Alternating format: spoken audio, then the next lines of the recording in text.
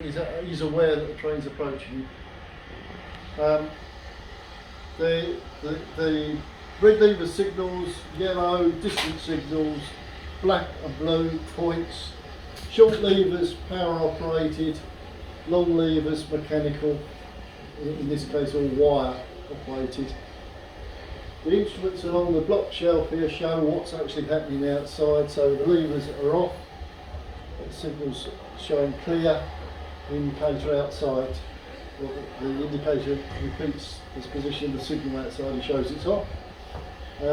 Point positions are shown by these N and R indications for either normal or reverse. The diagram at the top, red lights show where the trains are at present. You can see the train's departed and is going towards King's Cote with that red indication there. And the train in platform 4 and 5 and the whistling's about, which is the one out there. It's indicated by that indication there. But we've got the shunt is in 2 and number 1 is full of stop, which you probably have a look at if you can. That's brilliant. See a train through the single box window. Oh, right, window, yeah. Yeah. These capstan devices, because they're wire operated signals, the wire goes quite a long way away and expands in hot weather.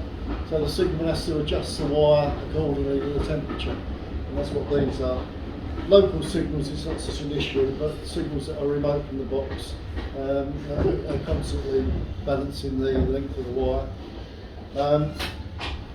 The two wooden block instruments with a circular face on the front, Sykes' instruments.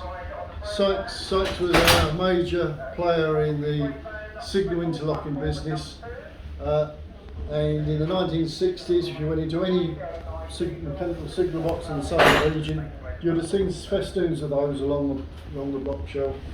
All gone.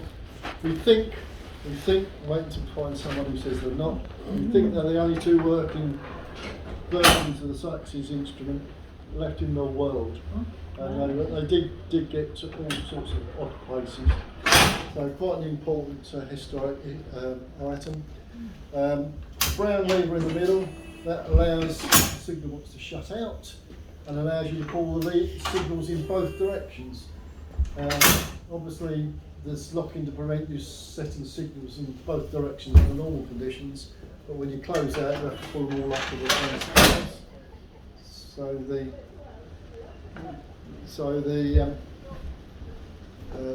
brown and white lever allows the locking to be released for both directions.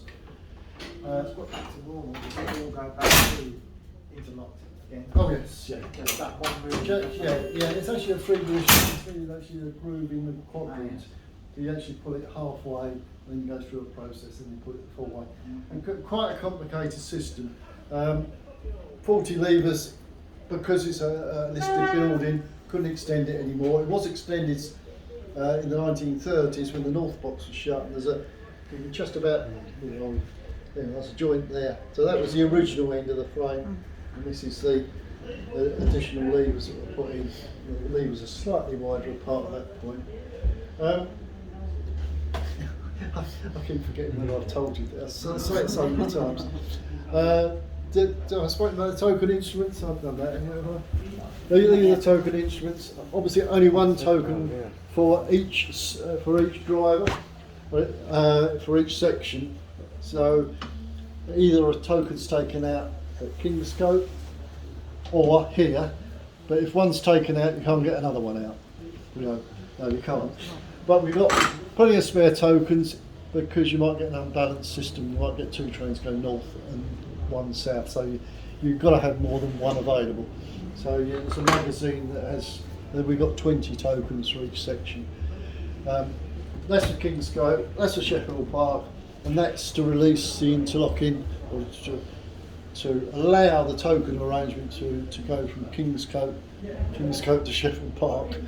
So that's for long section working, which is quite well, not unique, but it's quite unusual.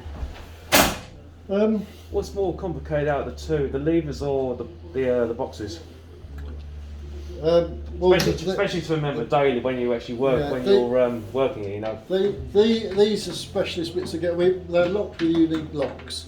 There's only a few of us that are allowed to actually work these, because if one of these gets in the wrong hands, all sorts of mayhem could pursue. Yeah. So, and they're quite complicated beasts, and they can be quite.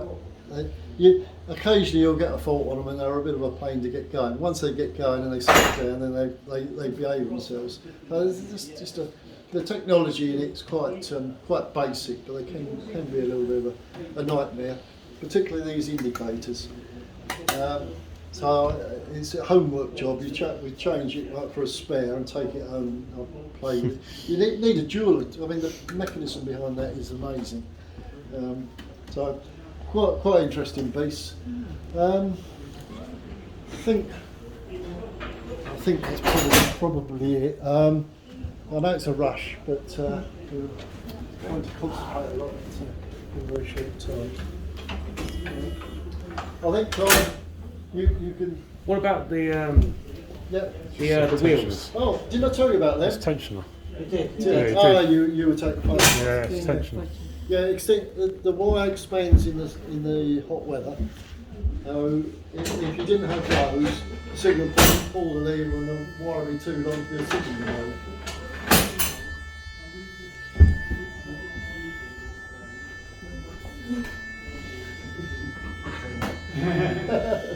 Right. It's a wire. This guy. I mean, great stuff. Yeah, okay, Did you Jet. see the what?